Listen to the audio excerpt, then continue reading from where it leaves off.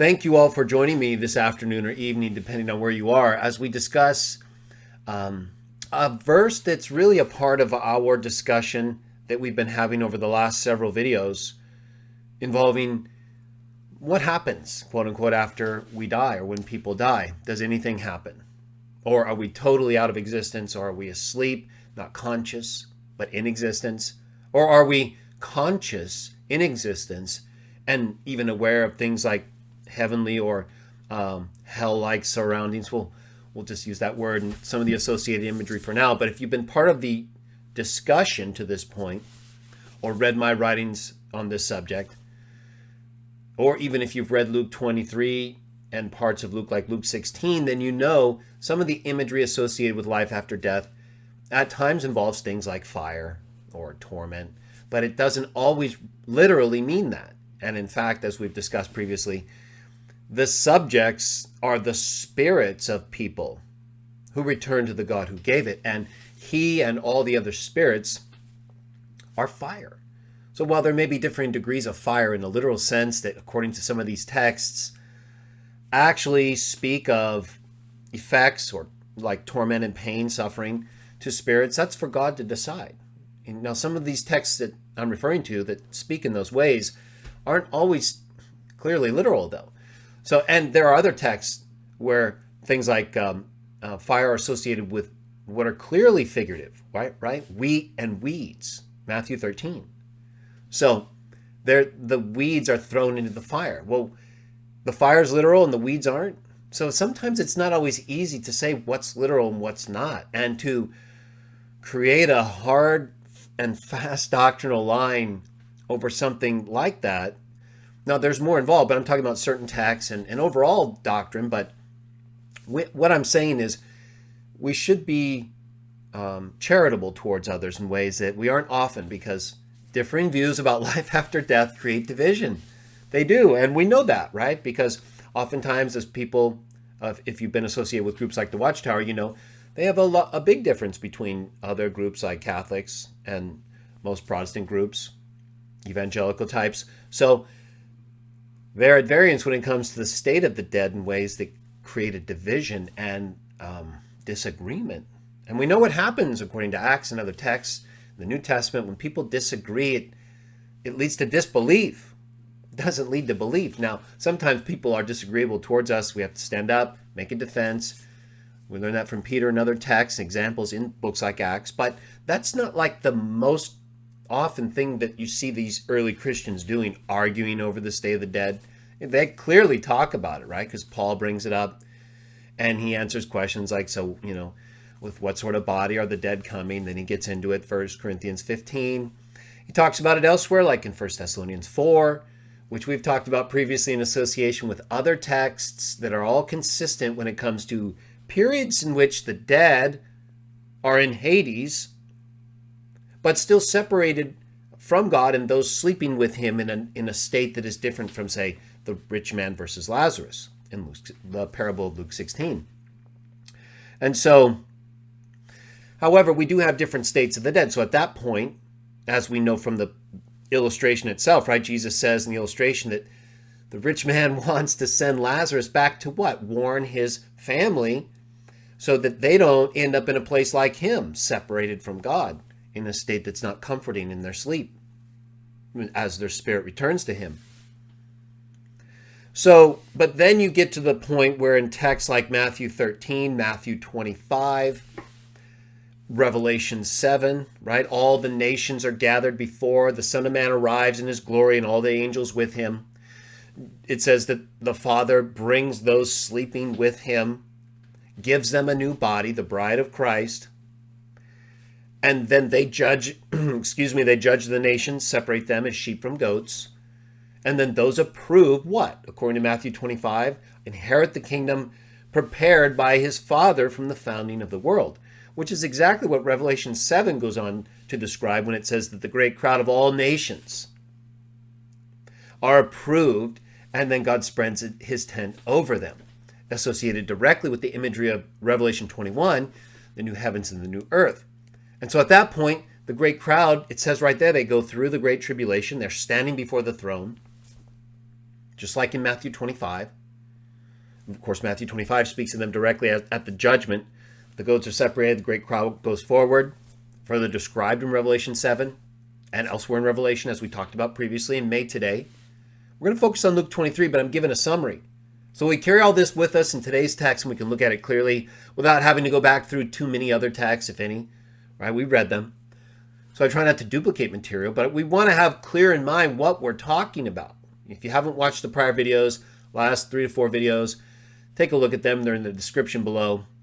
But today's text, really, to me, brings them all together because I'm going to show, or at least try, that either way, my goal tonight and this afternoon is to help us create a path to allowing for legitimate interpretations of these texts that understand the different periods of death, such as Luke 16, the rich man Lazarus, before the end of the harvest, the period of the harvest when those who are goats and who are alive are judged, those who are sheep, great crowd, live on, and then those who rule with Christ, and those who are alive at that point and who are caught away to be with him, as 1 Thessalonians 4 says, together with those whom God brings with him, right? The sleeping, who are part of what? The first resurrection. It said that clearly. The dead who are in union with Christ rise first. 1 Thessalonians 4 and Revelation 20 specifically differentiated the first resurrection from the rest of the dead. And so, in 1 Thessalonians, God brings those who are sleeping with him, who are in union with Christ. So everyone's either sleeping with him or in the condition separated from him in Hades, right? Their spirit's gone back. But there are those who have died in union with Christ, like Revelation 6, 1 Thessalonians 4, who at the harvest, the end of the harvest, right before the great crowd goes in, start of the 1,000 years. We've read all these before, but I'm summarizing because Luke 23:43, when we get to it, that's pretty much all we're going to talk about and what I've written about it. So bringing all this together will help us, I think, see the way to interpret Luke 23:43 clearly. And when you understand that there's the period of time before the end of the harvest, where people are, their spirits have gone back to God, but they're separated from him in Hades or with him in comfort, or at the end of the harvest, when God brings out of Hades those who are sleeping with him, who've died in union with Christ, but who aren't separated from him like the rich man, gives them a new body, and they reign over those who are sheep who go into the new earth, great crowd. Then it's said very clearly in our last show, the text we read, Revelation 20, after the 1,000 years, the devil is let loose to what? Mislead the nations. And then after that, he's destroyed all those who follow him and who encircle and threaten the holy city, New Jerusalem, that comes down out of heaven, but that yet hasn't come down in the fullest sense, in which there will not be any more testing, right? So there's the time after the harvest where the great crowd goes in, and what? They're being judged by the people who are ruling with Jesus on his Father's throne. Revelation 2, Revelation 5, Revelation 14, Revelation 7, Revelation 20. They all said that they came to life and ruled with the Christ for 1,000 years. And they shepherd the nations, just like he does with an iron scepter. And then those nations are misled in part by the devil. They're destroyed. He's destroyed. All the dead are raised. Final judgment. And so those are the periods of death that really have to be considered when you're asked the question, or when you ask the question, what happens? Right? Well, if you ask the question, what happens according to Luke 16 at that point before the harvest, we know that some people's spirit returns to everyone's spirit returns to the God who gave it, some in comfort, some in separation. And then there's the period at the harvest when those who die in union with Christ are raised. And then there's the end when everyone comes back up and is either destroyed or raised to life completely. And then that's when you see what's described in Revelation 21, 22. All of that, I believe, follows in sequence. And so I think sometimes we are used to seeing that as different presentations of preceding things in ways that I think put it out of sequence. But I think just looking at it in sequence, if there's no clear sequence change indicator, then they should be looked at in the order of presentation ways that if it makes sense and that's how it's being described, then that's what it says. And to me, especially when you get to the final few chapters of Revelation, that's what you have. And so I think we covered that well in our last readings. Now let's talk about Luke 23. Luke 23:43. I'll go ahead and bring up that text as it's translated in the New World Translation. And I'll bring that up for you all to follow me if you're going to do so. You're welcome to use whatever text you use. I haven't translated every text. Now, this text is one that isn't a problem to translate.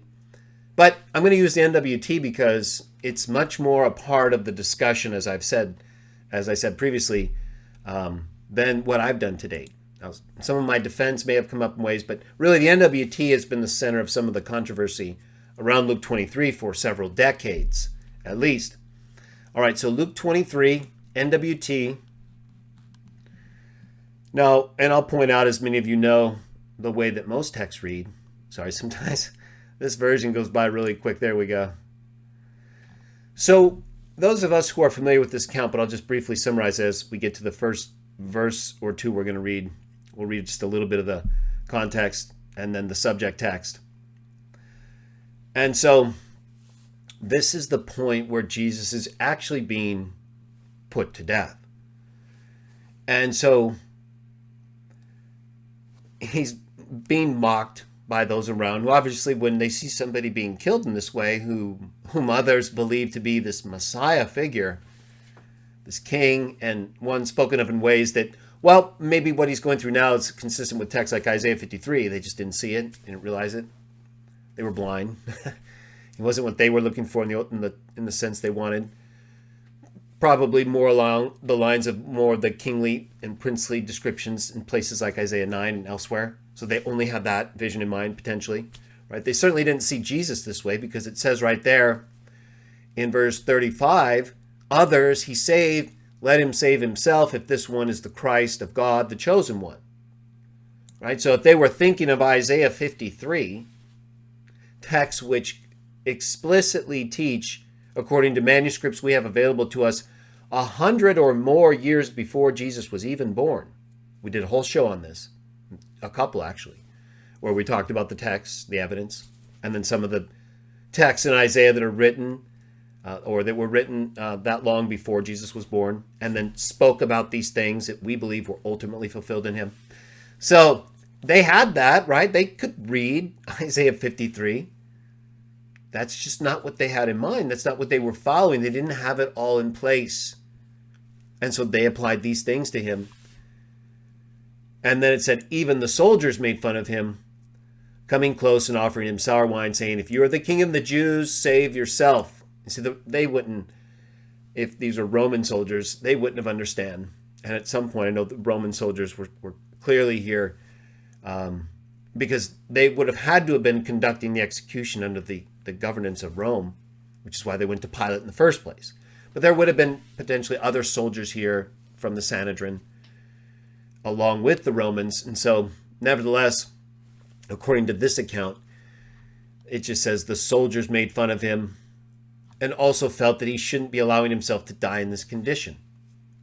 Then it says there was an inscription, this is the King of the Jews, but one of the hung evildoers began to speak, to say abusively to him, you are the Christ, are you not?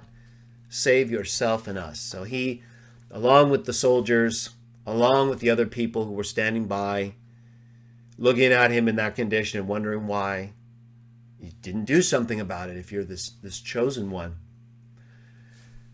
But then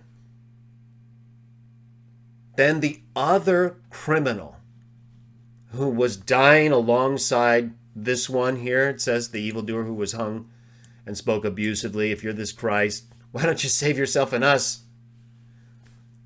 But then the other criminal in the exact same position rebuked him, the criminal who spoke abusively of Jesus in that way.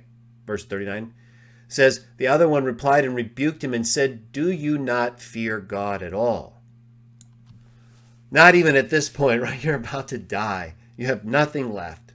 You're a criminal. and all you can think of is yourself, not asking for forgiveness or saying something that would reflect remorse. Instead, you call out to this person whom others are ridiculing, and you say, save yourself and us. What are you doing? Not realizing at all that this is what he had to go through, didn't want to go through, but because he had to allow this to take place in order to redeem us from what took place.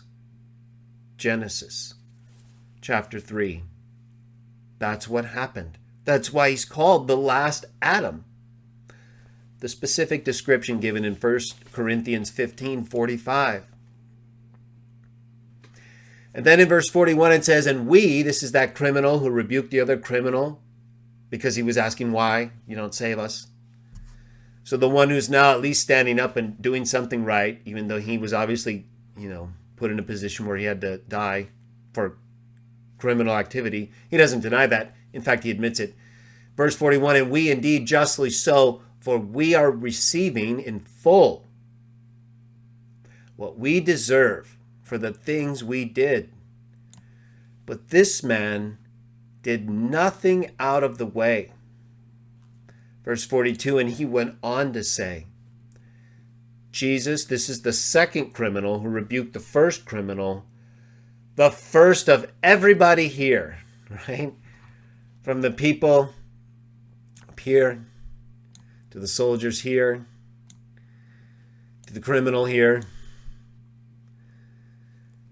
Jesus didn't respond to any of them, except for this one, but not yet. He says, he went on to say, Jesus, remember me when you get into your kingdom. Verse 43, our subject text, and he, Jesus, said to him, the second criminal who wasn't disrespecting but showing faith in him, right? He didn't just say, verse 41, and we justly so, but he didn't do anything, right? That would be one thing, and that would be correct, and that would be better than the other criminal's attempt to get away unjustly, right? He did what, he's getting what he deserved. Even the other criminal attested to that and didn't exclude himself. But he goes further. Verse 42, he went on to say, so this is one thing, very important, right? Puts him above all the other three categories. The other criminal, the soldiers, the other people. But this, in verse 42, is where he went from being like maybe Pilate to being a believer. This is what really made the difference in terms of what I believe Jesus means when he says what he says next. He went on to say, Jesus, remember me when you get into your kingdom. That's faith, right? That's belief. That's seeing something in Jesus that even as you're both dying, it's so unjust. That's just something that you not right about it in a way that must be right? This wouldn't be happening in that other criminal's mind if it wasn't right. It didn't make sense, so much so that he expressed faith in a dying man. But he knew, right? Even the other evildoer right here, verse 39, they knew, you're the Christ, are you not? They all knew, had heard and seen possibly some of the things he had done, but everything had happened to this point. He had been doing these things for several years. So they're not unaware at all. This is like a big deal. This was like being executed by a very famous person locally in the Jewish communities and places that he had taught and that had spoken about him. And then these criminals must have known, if nothing else, at least at the end, right? All this happening and this guy being gone, Barabbas being thrown out. I'm sure they knew him, right? Where are you going? Who? What? They find out really quick. Verse 43, and he said to him, Jesus to the second criminal who wanted to be remembered, truly, I tell you, you will be with me in paradise. All right, so I skipped over a word there. The NWT, truly I tell you today, you will be with me in paradise. Okay, what does that mean? Is that normal speech? Or should the comma be after you right here? So here we see the comma. Truly I tell you today, you will be with me in paradise. Right? So it means that you're being told something this day about what will happen. That's the best way to interpret the way this text is translated and punctuated, right? But if you put the comma after you, right, let's pretend this is not there. And let's pretend there's a comma there. Truly I tell you, today you will be with me in paradise. That's how most English translations read. Is there anything we can look to in the Greek text that would tell us how to punctuate these texts? Well, in the earliest New Testament manuscripts, there are marks of punctuation. And in one of the best New Testament codices, not necessarily one of the earliest New Testament texts, but certainly not a late text, Codex Vaticanus, Codex B, from the 4th century, so the 300s. The earliest copy we have of Codex B was written in brown ink, and then later traced over in black ink, and then in the 4th century, and then later traced over again around the 9th, 10th centuries. But there's evidence to show that the mark of punctuation in Codex B is originally a brown dot, what they call a low point or a lower point, a hypostigme, that indicates a pause. And it matches exactly the way the New World Translation is punctuated.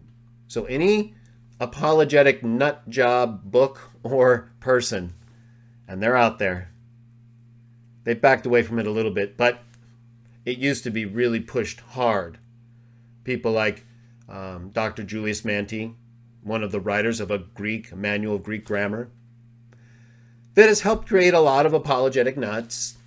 People who, you could study Manti's grammar and learn Greek, right? You can learn the declensions, you can learn all of the different conjugations, you can learn the vocabularies, you can learn a lot of things and become, efficient with New Testament Greek. But you can do that with a lot of New Testament and other Greek textbooks. But people like Manti and others have shown in things like their letters and in some of their grammars and texts that they've got a little bit of an apologetic nut to them. So it has nothing to do with their competency in Greek, right? Manti, who claimed that all English translations except the NWT put the comma after I say to you versus after today, which is not true. And he later changed that and said he said something he didn't say. So people like Manti, while they may be smart, right? There's no one saying they're not smart. No one's saying you can't go to these schools and become efficient. You can't learn Greek. You can't learn any of these languages. People can do that in a number of ways. But if you're going to these places and learning from or by using something written or taught by an apologetic nut, well, you may get the Greek along with a lot of other things. A lot of misunderstandings about Greek rules, Caldwell's rule, Sharp's rule, things that are really being used and have been used for a long time to push doctrinal agendas onto Greek grammatical instruction. You might learn a lot of things that you're going to have to unlearn. It might take you longer to unlearn them than it took you to learn them. And by that time, the people who've been studying on their own, apart from all of that error, have learned a lot more. So no one's saying you can't learn what they're teaching you at these schools. It's a question of what are they teaching you, right? What are you learning? What have you learned? What are you doing with it? Are you just using it as a shield so that when people show you facts and arguments, you say, well, I studied that in class and that's not what I learned. Okay, well then show me what you learned. Where are the facts? You've got all those degrees, you've learned, you've studied all those classes. Okay, fine, that's great. That should make it even easier. Give me the facts. I've got facts. I've studied all that. Here are my facts. Where's your facts? You went to class. No facts, no class. And that's how it will go, right? So you either have facts or you don't. You either have facts that stand to scrutiny or you don't. You either are telling the truth or you're not. You're either trying to do what's right or you're not. You're either willing to say, I was wrong, or you're not.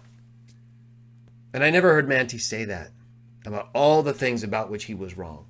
And we have a lot of apologetic nuts who are like that. I'm not going to name names, and it's not for me to do that because I don't think everybody's like that. We've all been a little bit of an apologetic nut at one point, right? But it hasn't done us much good, in my opinion. What it's done is create a lot of confusion. So not only was Manti wrong when he said that the NWT was the only English translation to put the comma after today, he didn't even realize that one of the best texts that we use did the same thing. And yet, a publication in the 1970s, published by the Watchtower Bible and Tract Society, and everybody knows I don't always agree with that's not the point. They knew about this, and they even published an image of it, whereas Manti had no clue. So who knew more? The people who knew about the text that showed what Luke 23:43 said, at least to those who wrote Codex B originally, and the ones who knew about the other translations, while they weren't the majority, they still felt strong enough about their view, and they were presenting this information, while Manti wasn't. He was actually telling people the wrong thing, right? No one else but you. That's not true. Truly I say to you today, or truly I say to you today, you. What do they really mean? So let's move forward from the Manti NWT controversy, right? We can still talk about it. But you all know what I'm saying is true if you've studied it like I do, and you know the way that these things have been presented at times by different groups. The NWT has been treated unfairly. We know that to be true. We know they were viciously attacked for the way they presented this text. And yet, I believe they were 100% correct. Now let's take a look at someone who doesn't believe that the NWT is correct. I'm not talking about me. Now, this is an appendix from my second edition of Jehovah's Witnesses Defended. And I recommend you get all three if you can. They each contain different things. And the second edition you can get on the ElihuBooks.com site, digital copy that you can search through, and it has everything that the third edition doesn't have. The third edition has some things too, but the second edition has this appendix on the punctuation of Luke 23:43, and it has things like the excursus on Sharp's rule. It has other things too, appendix on Johannes Grieber, just different things that are not in the third or first editions. I'll try to have all of them available electronically online soon, but I would definitely get the second edition because I think it just has so much information. And I was reminded of that again when I started going through this issue of Luke 23:43. So I'm not going to read the whole thing. You can do that on your own. But remember, I said not everybody agrees.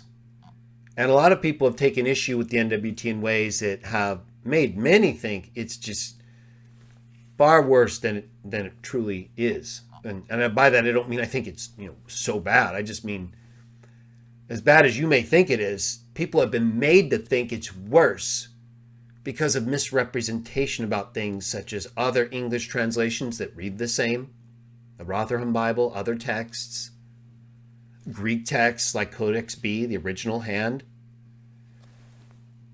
So, but that's not everything. Right? We have a lot more. And there are more reasons to believe than just the minority of texts, as good as they may be, that the NWT is right. And here's a reference to that text I was referring to. In the book Life Does Have a Purpose, published in 1977, the Watchtower Society does have a photocopy of the section of Codex Vaticanus on page 27, where you can see what I was referring to earlier. There are other copies online available through others, but That's one source you may have available. Okay, so then there's also a difference in terms of the Syriac versions, the early Syriac versions, and their use of a term that we would use as that, and it changes the way that today is understood, not because of anything bad or nefarious, just because that's how they understood it. It was their way of explaining and translating the text by using that here or there. You can read this section right here on page 548 and see more about the difference in the Syriac versions.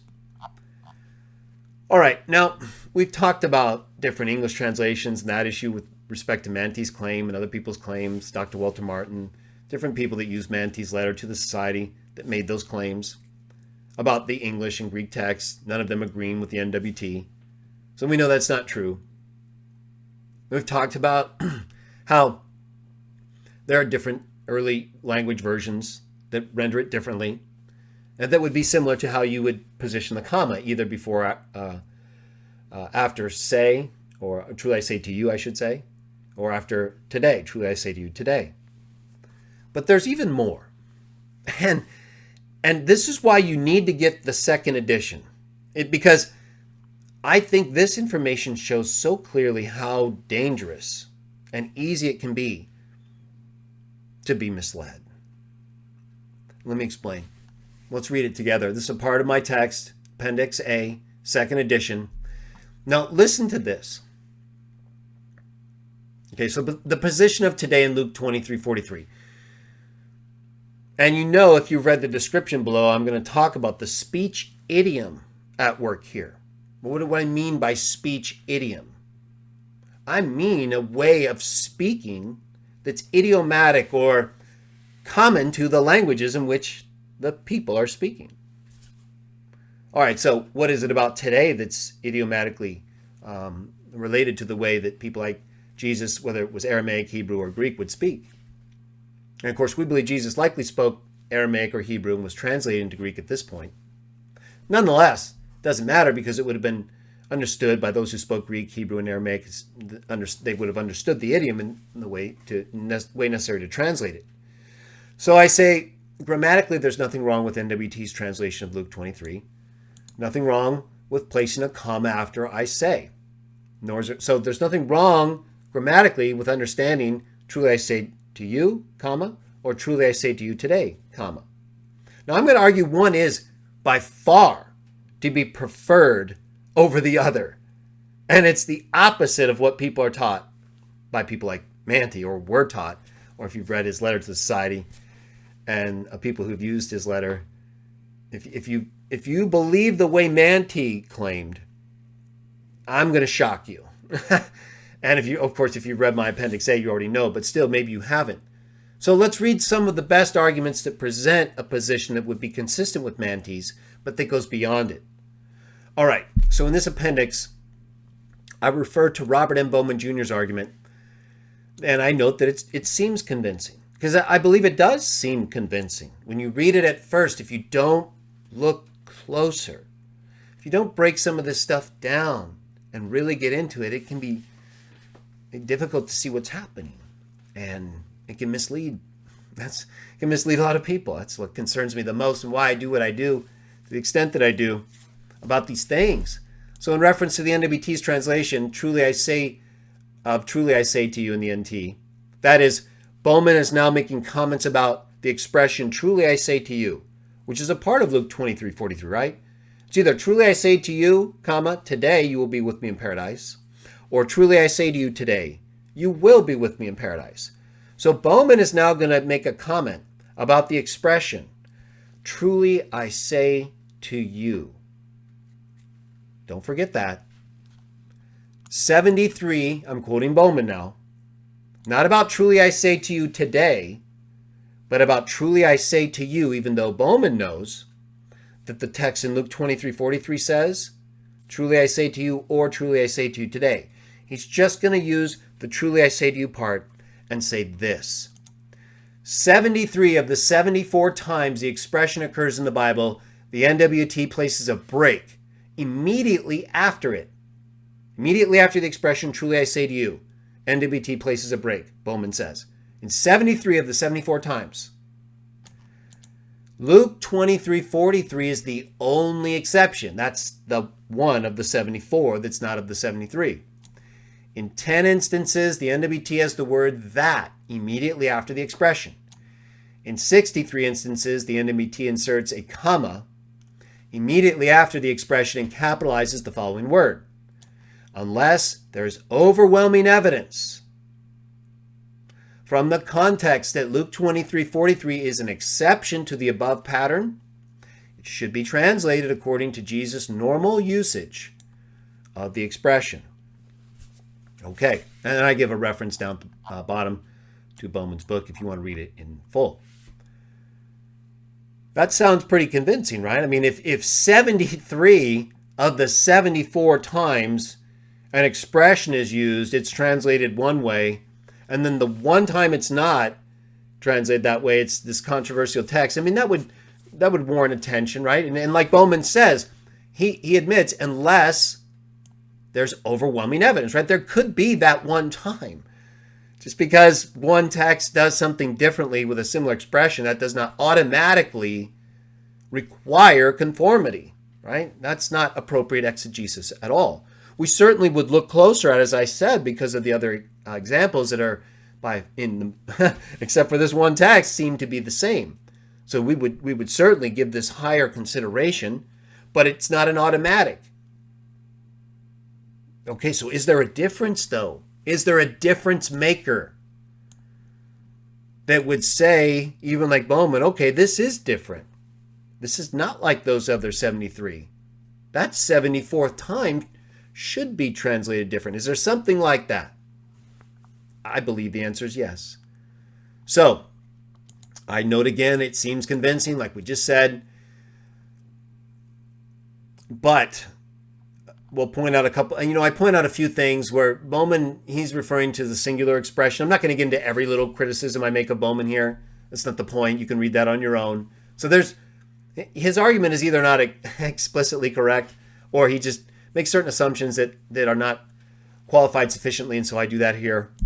And note that while he's using amen soy lego, the example is actually used in some examples, the plural form, human versus soy, to you, plural, to you, singular. So there's things he's not careful with. And that can be a sign, right? You should be accurate in the way you describe it. We all make mistakes. That's fine. So, nevertheless, the key is, what is it the key that he's getting at here is what? The difference in truly I say to you. He's not really focused on the plural or singular. So even though I'm correct and point out he's not accurate by the way he's describing his examples, that's not what I'm focused on right here. So I'm going to skip past some of this stuff. And I'm going to go right here. Bowman fails to mention the most obvious and the most significant difference between Luke 23:43 and the examples he cites for comparison. This is a big deal because, as we read, right? I mean, he read all these examples.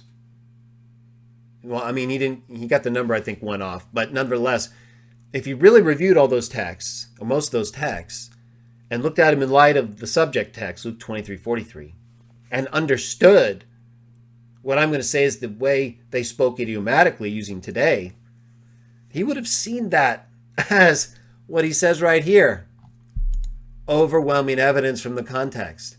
Not so much even the context, just the actual words that he just cut it short and didn't include today, and he doesn't even seem to want to talk about today as being the big, elephant in the room difference.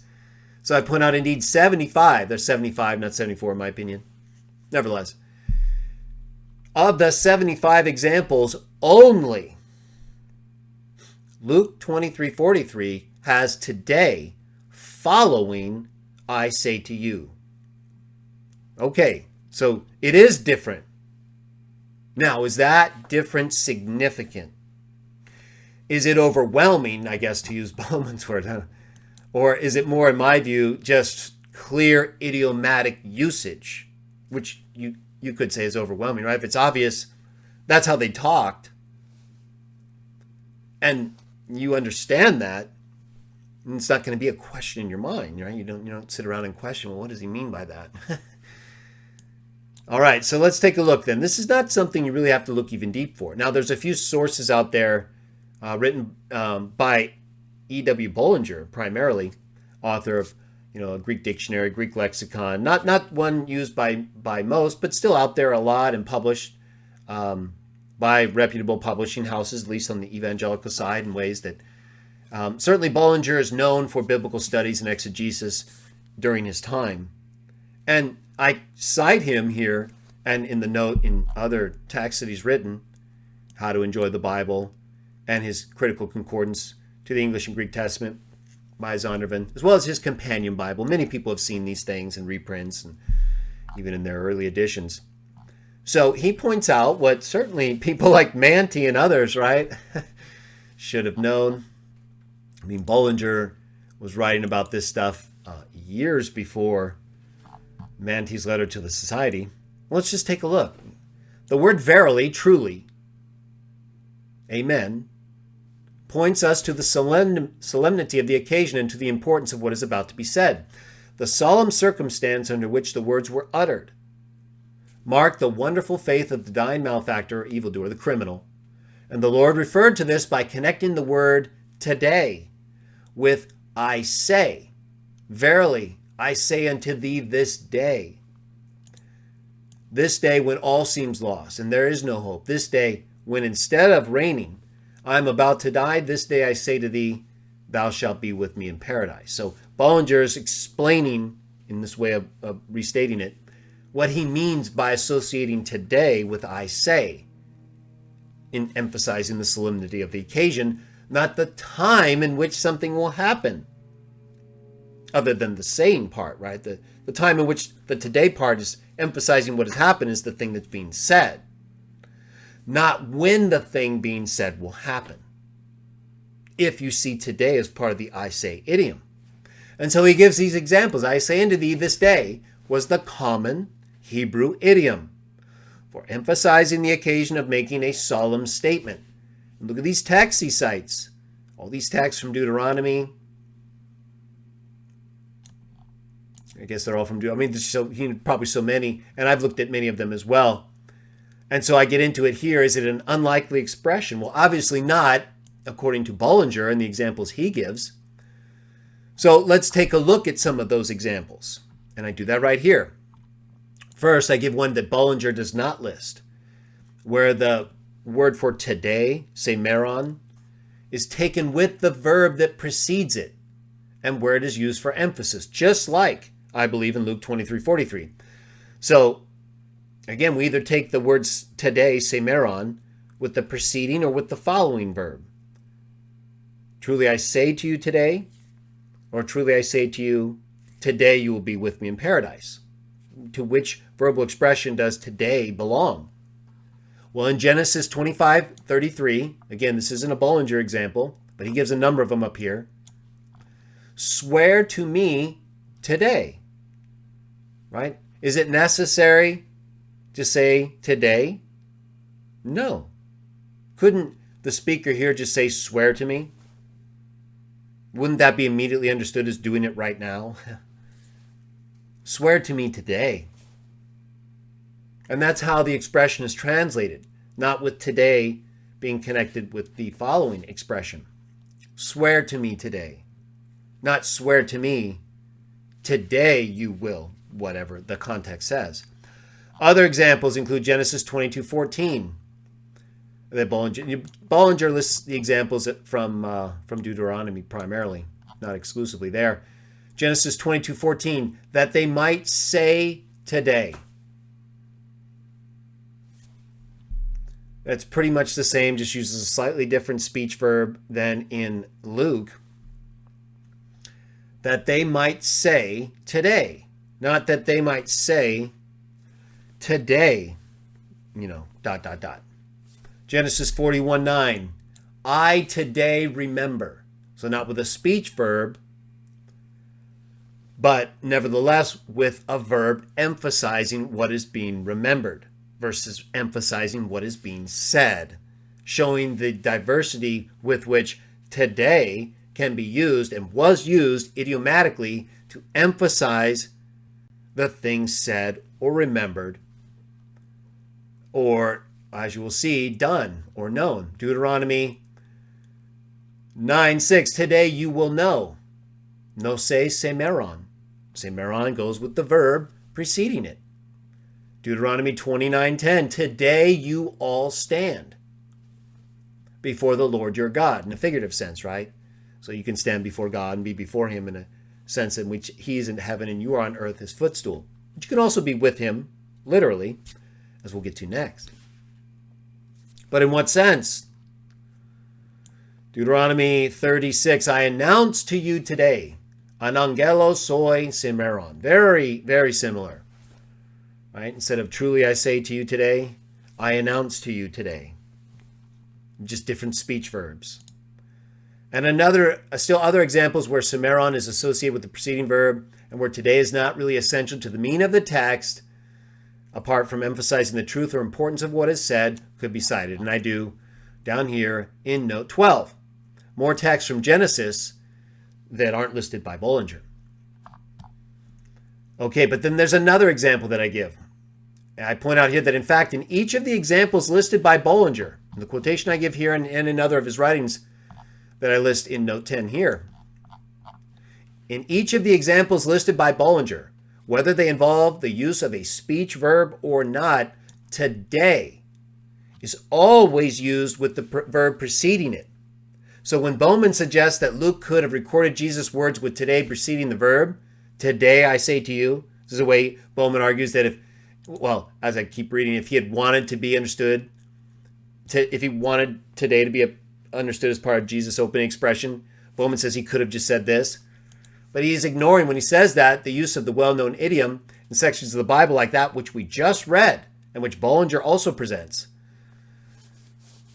and where today is placed after the verb but belongs with the verb preceding it.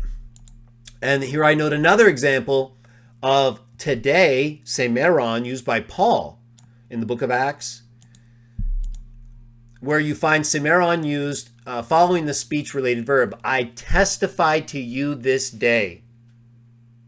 And then he goes on to say, very similar to Luke 23:43 once again, just like several of the other preceding examples, including Deuteronomy 36, I announce to you today. Anangelos soy semeron. So this was not something they were unfamiliar with. They had the Septuagint text translating biblical Hebrew and Aramaic into Greek using semeron after the verb with which it is to be associated in order to emphasize the solemnity of the occasion and what is said, remembered, or done.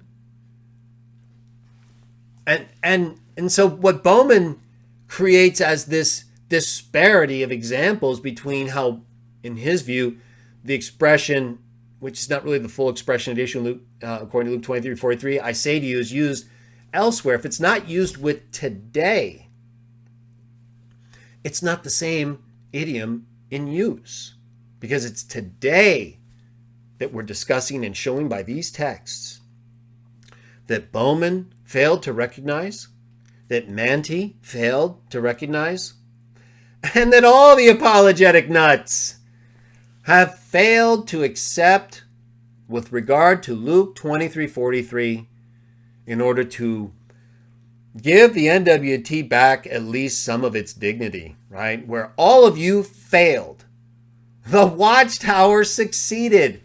Where Manti failed, all that learning, all that apologetic nuttiness wasn't enough.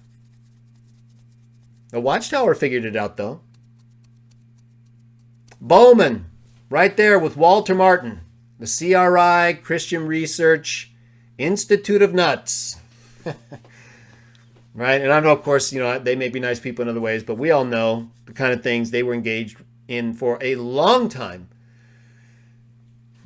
Demeaning groups like the Watchtower ways, while in some respects fair, in many ways not.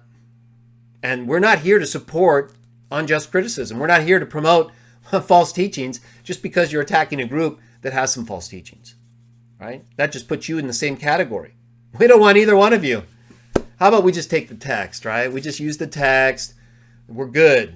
We can figure what's out. We can figure out next.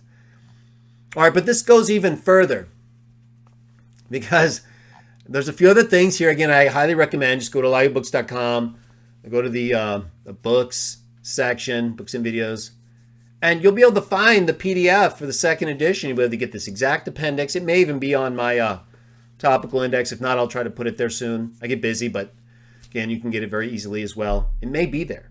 There's some Luke 23:43 stuff there, I'm sure.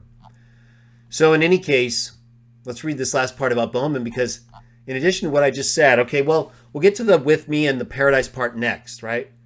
We're going to get to that next, and then I'll try to look. Looks like the chat's going well. And I'm going to get into this issue of what is it? How does this tie in with our discussion about life after death? We need to get this translation issue done right first. And then we're going to look at both potential meanings. Both potential meanings based on each translation, right? So we're not even fully saying you have to reject, truly I say to you, comma, today you will be with me. I think that's least likely based on the idiom used, the speech idiom, the very idiom Bowman claims to compare Luke 23:43 with, but he forgets the most important term, at least in terms of the idiom used in these other biblical texts, both Old Testament and New. So in any case, with that having been fairly established, let me just point out, we'll get into this whole Hades discussion. There's another part, though, and I may have gone past it. If so, we'll get to the with me and the paradise part next. But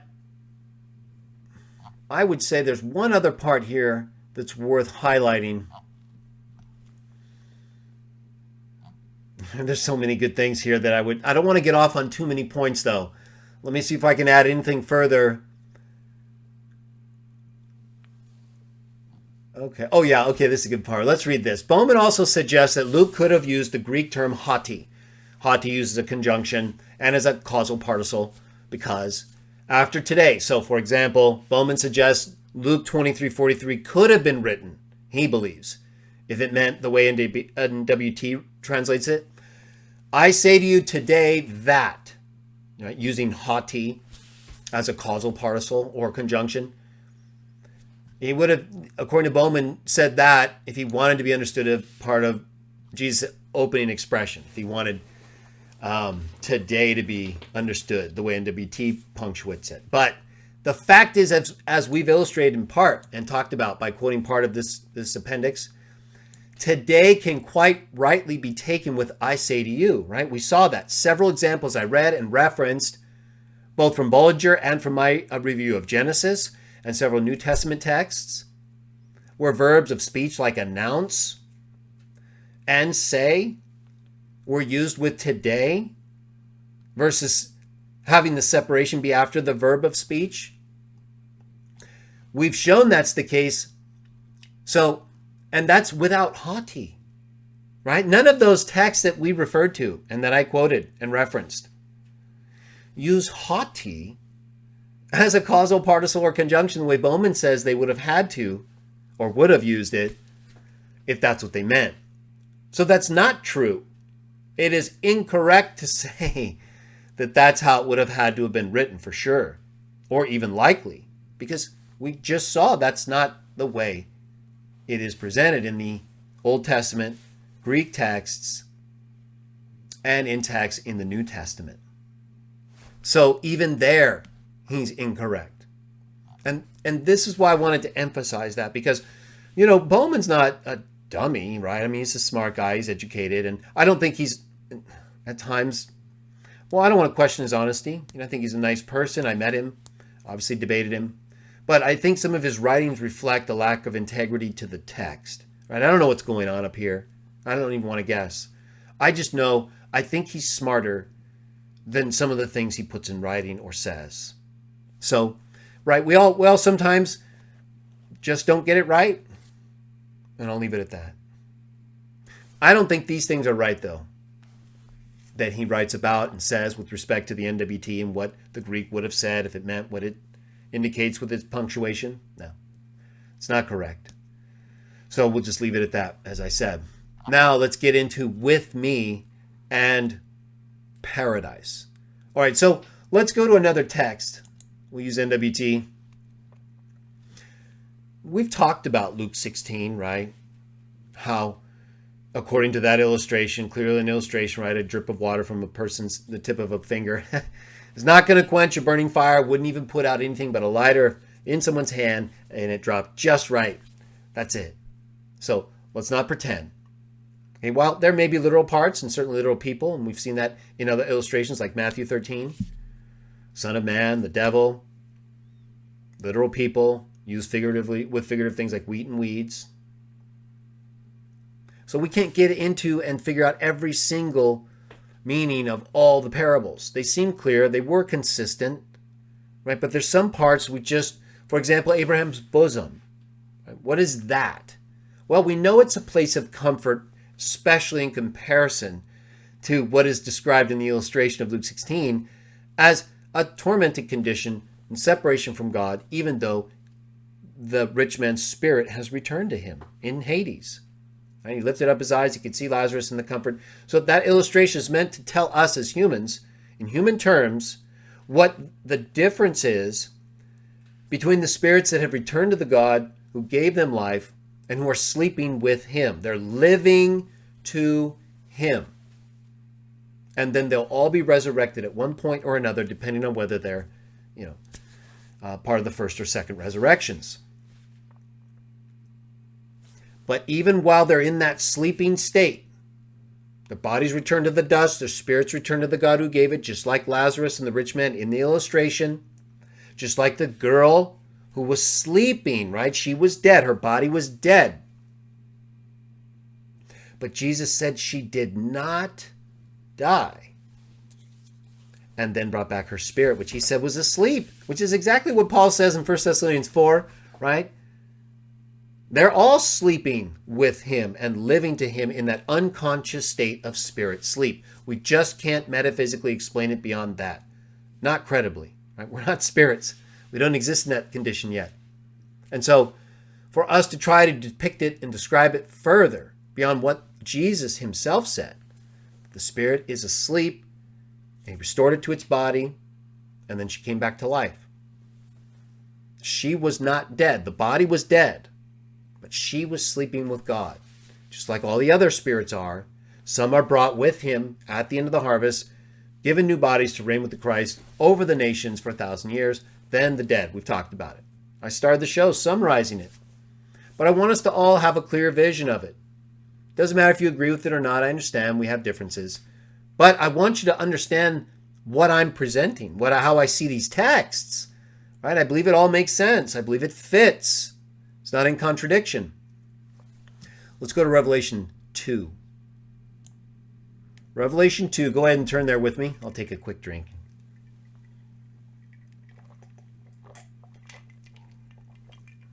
Excuse me. Revelation 2. All right. We've talked about Revelation 6. I'm going to try not to go over the text we've already read. Let's look at Revelation 2. This version goes out. There we go. All right. Revelation 2.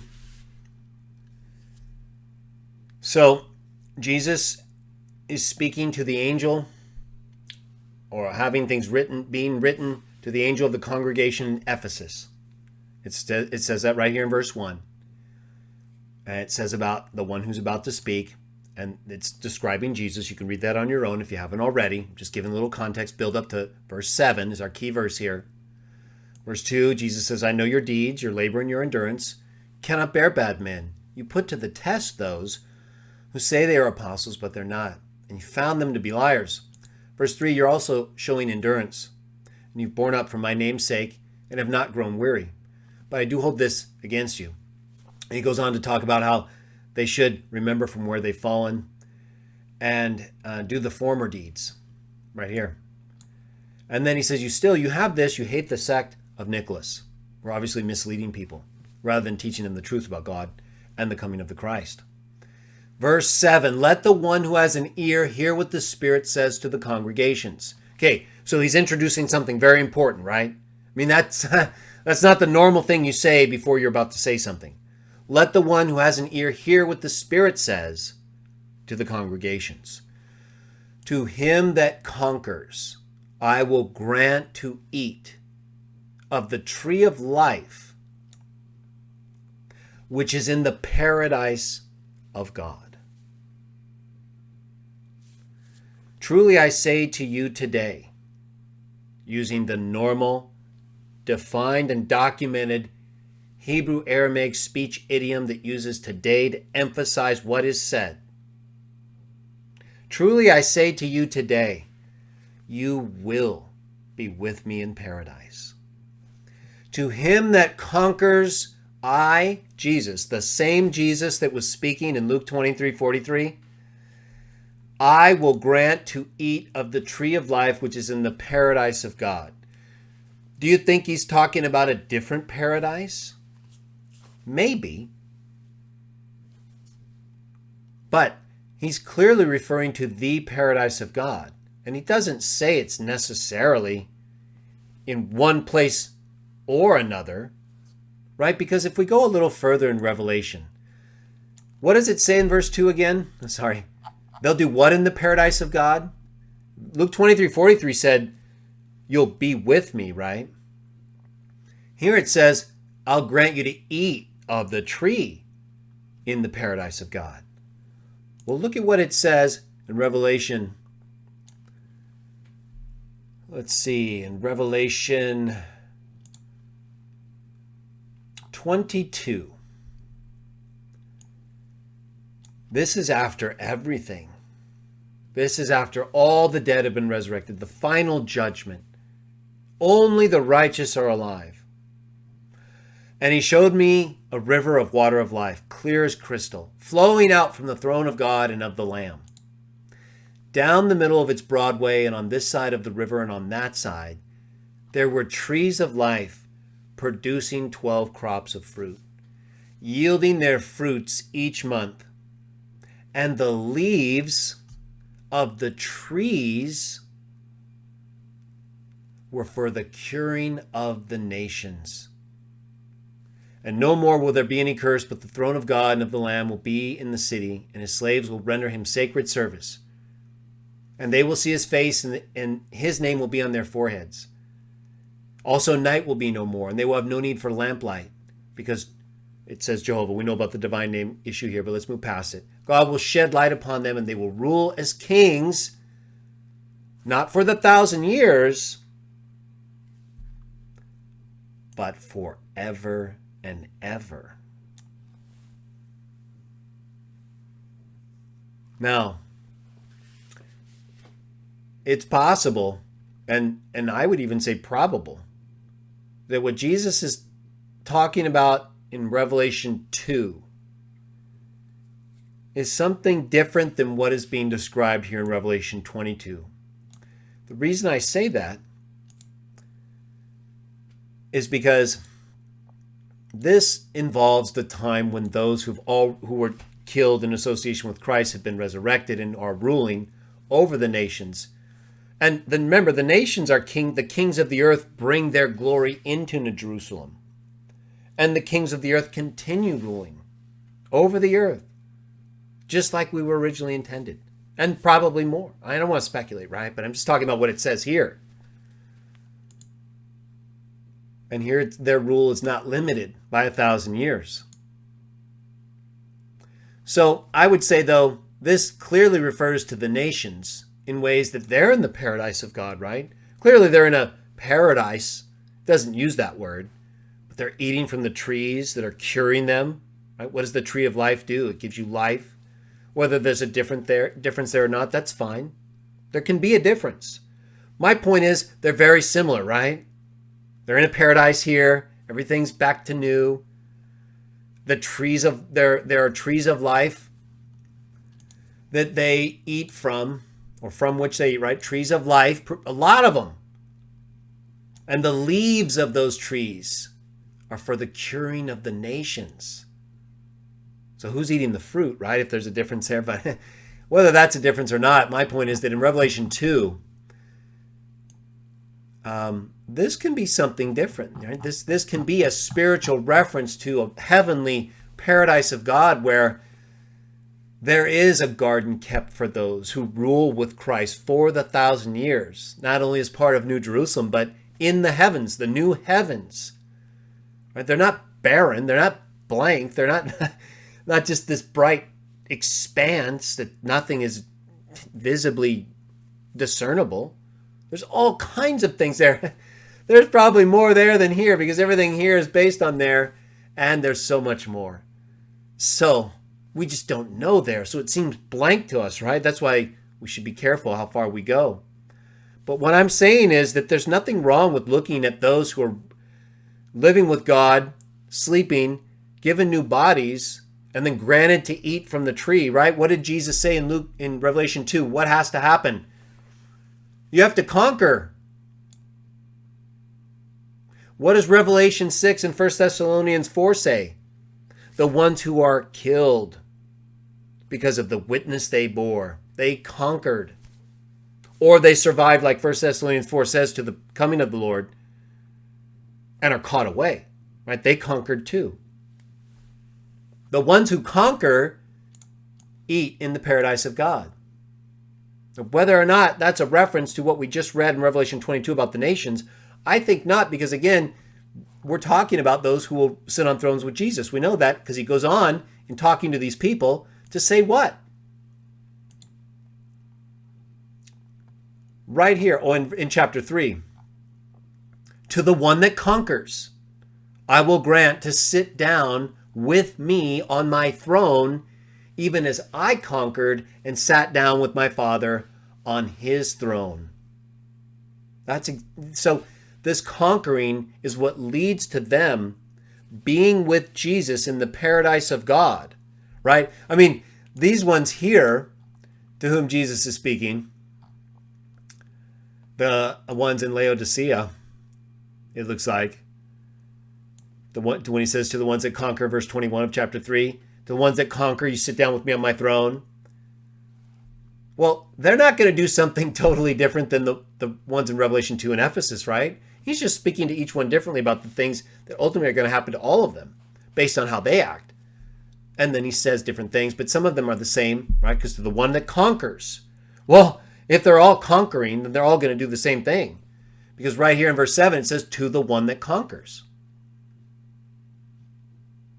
That's exactly what Revelation 3:21 says. So to the ones that conquer, they're going to eat of the tree of life in the paradise of God while sitting on his Father's throne. These ones, as we read about not only there, but here in Revelation 5, you made them to be a kingdom of priests for God, and they are to rule as kings over the earth. But also in Revelation 7, well, it depends on how you view, of course, 144,000 as well as Revelation 14, but certainly as well Revelation 20, right? As we read in our last show. I saw thrones. There were those who sat down on them. Well, what did Revelation 3:21 just say? To the one that conquers, I will what? Grant to sit down on my Father's throne, just as I conquered and sat down. I saw thrones. There were those who sat down on them. Power of judging was given them. Yes, I saw the souls executed with the axe for the witness they bore to Jesus and for speaking about God. They came to life and ruled with him for the 1,000 years, exactly like Revelation 3 talked about. So those who are ruling with Christ are the same ones who are eating of the paradise of God, the tree of life in the paradise of God. And I believe ruling over the earth by restoring it to the ways that are described not only in Revelation 7 with the great crowd, right? God spreads his tent over them. They neither hunger nor thirst anymore because they're shepherding and guiding to fountains of waters of life. But the ones who are described as well in Revelation 20 and 21, or certainly in 21 in the ultimate sense when the new heavens, new earth are fully established. So I believe once you keep those periods in mind, now we know that sounds, some of it's like very similar to the Watchtower ways, but remember they keep 144,000 as a literal, as a literal number, but that's not literally Jews from the 12 tribes listed. But we don't view that, require that viewed as literal or non-literal. But we do see it as a specific number given to a group that is spiritually described as all the tribes of Israel, although it's a purified listing, different from the original listing, and so spiritually appropriate for what is described, particularly as they become the Christ bride in Revelation 14. And further, as we read about here in these later chapters. So, once you understand that, the difference between the first and the second resurrections, and that those who come to life and rule with the Christ for 1,000 years, and those who are caught away with them for the same reason, 1 Thessalonians 4, are the ones who are judging all the nations, great crowd, the sheep versus the goats, and that at the end, the nations are tested, misled by Satan again, until the final judgment. So I believe Luke 23:43, if you view that as really saying, truly I say to you today, that day, you, that is the evildoer who believed in Jesus, would be with Jesus in paradise, then I would say that's possible in the sense that the person who died with Jesus that day, along with Jesus, right? It goes on to say, Father, into your hands I entrust my spirit. So the evildoer who had faith would also, like Lazarus in the illustration of Luke 16, go to the God who gave it and be effectively, figuratively, resting in Abraham's bosom, which, while I don't see Abraham's bosom as a paradise compartment of Hades in that sense, I do see Hades as the place of all the dead, but that it includes those who are sleeping with God, as well as those who are separated from him. And so it would also include Abraham's bosom in that sense, right? Because the rich man can see Abraham and Lazarus. So they're in the same place in that sense. But this is spiritual representation, so we have to be careful. Nevertheless, I believe that fits. So you could see it in that sense as Abraham's bosom representing a sleeping condition with God that is not in anguish, but that is in comfort, unconscious, but not dead, living to him in paradise that day.